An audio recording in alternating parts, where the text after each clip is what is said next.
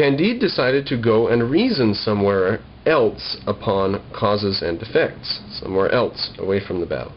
After passing over heaps of dead or dying men, the first place he came to was a neighboring village in the Iberian territories, which had been burnt to the ground by the Bulgarians in accordance with the laws of war. Here lay a number of old men covered with wounds, who beheld their wives dying with their throats cut, and hugging their children to their breasts, all stained with blood. There, several young virgins, whose bodies had been ripped open after they had satisfied the natural necessities of the Bulgarian heroes, breathed their last, while others, half burnt on the flames, begged to be dispatched out of the world.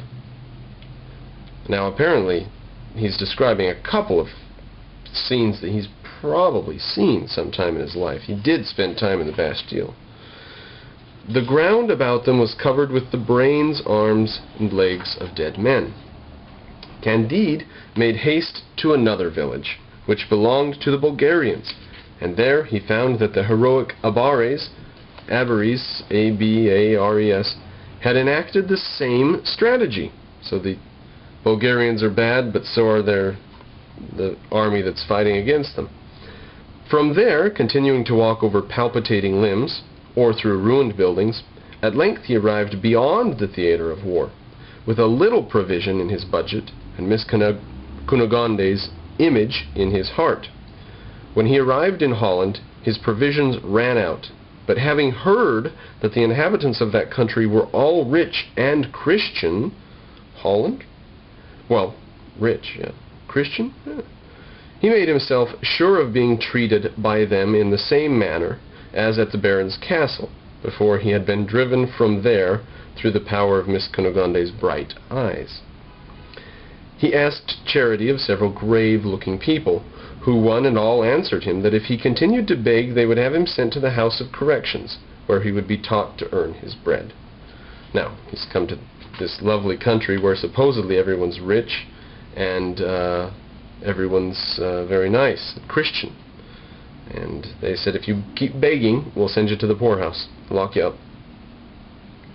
He next addressed himself to a person who was just come from haranguing a numerous assembly for a whole hour on the subject of charity. Now there's a footnote about this. A person, the footnote. What follows makes clear that this is a Protestant minister who is fanatical in his hatred of the Catholic religion. So here we're about to hear Candide talk to a Protestant minister who hates the Catholic Church. The orator, squinting at him under his broad-brimmed hat, asked him sternly what brought him there, and whether he was for the good cause.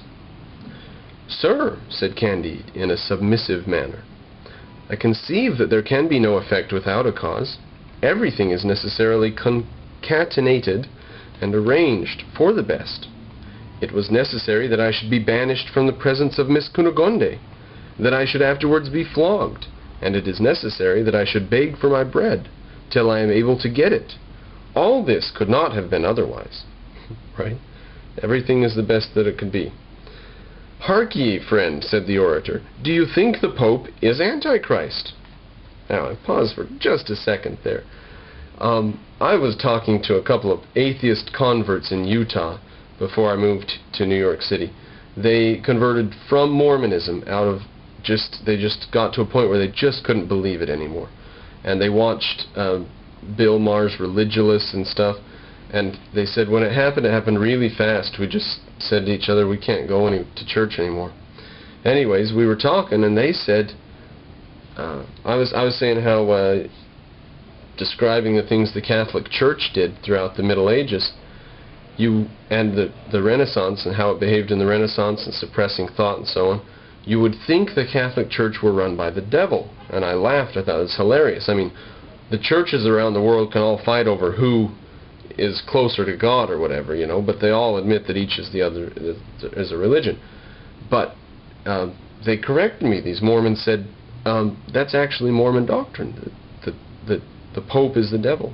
Satan incarnate is, an evil institution run by Satan. I don't know if Satan himself is the Pope, but you get my meaning. So, the thoughts were present back then too. The Mormons weren't the first to come up with the idea that the Pope was the Antichrist himself. Do you think Pope is Antichrist? Candide replies, "Truly, I never heard anything about it," said Candide. "But whether he is or not, I am in want of something to eat." "I don't know what the Pope is. I still am hungry, though." "Thou deservest not to eat or drink," replied the orator. "Wretch, monster that you are, away with you, out of my sight. Never come near me again as long as you live." Right? So either you denounce the Pope, or I'll hate you. The orator's wife happened to put her head out of the window at the instant when, seeing a man who doubted whether the Pope was Antichrist, she emptied on his head a chamber pot full of line, period. Good heavens! To what excess does religious zeal transport the female kind? Right, so the orator's wife leans out the window and throws the chamber pot on Candide's head, because Candide said, "I don't know if the Pope's Antichrist or not." Great. A man who had never been christened, an honest Anabaptist named James, was witness to the cruel and ignominious treatment inflicted on one of his brethren, to a rational, two-footed, unfledged being. Now, an Anabaptist is a Christian sect that opposed infant baptism in favor of baptism on confession of faith. So they let you get old enough to where you say, "I believe." In Holland, the Anabaptists were granted religious tolerance and refuge against persecution. And then it says, as witness to the cruel and ignominious treatment inflicted upon one of his brethren, this part here, a rational, two-footed, unfledged being, refers to Aristotle's definition of man as a featherless biped, right? There are bipeds, but they have wings and they flap about.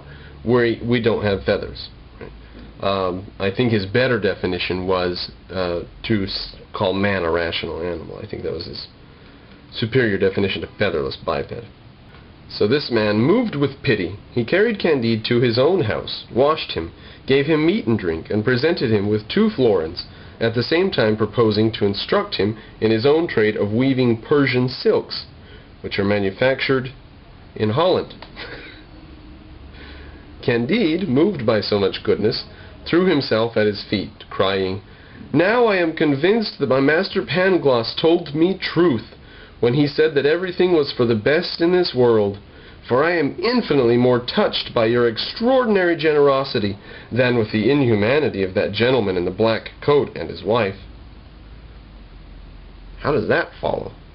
So this guy's nice, those guys were wretched. Why is it that everything's for the best? I mean, he's just lampooning Leibniz. The next day, as Candide was walking out, he met a beggar, all covered with scabs. His eyes were sunk in his head, and the end of his nose was eaten off, his mouth drawn on one side, his teeth black as a cloak, snuffling and coughing most violently, and every time he attempted to spit, out dropped a tooth. A wretched individual. Now his nose was eaten away. That refers to syphilis.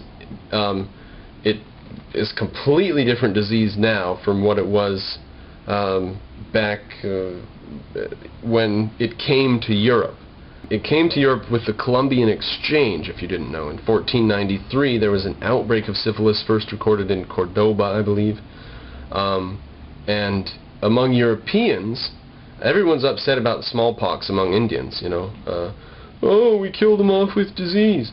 Well, syphilis was spread by touch. You could rub up somebody's arm, and an open sore on their arm could spread syphilis to you. Syphilis was not an STD when we first got it. It's become an STD over the centuries. So here we are in chapter 4 then. That was the end of that chapter, description of this guy.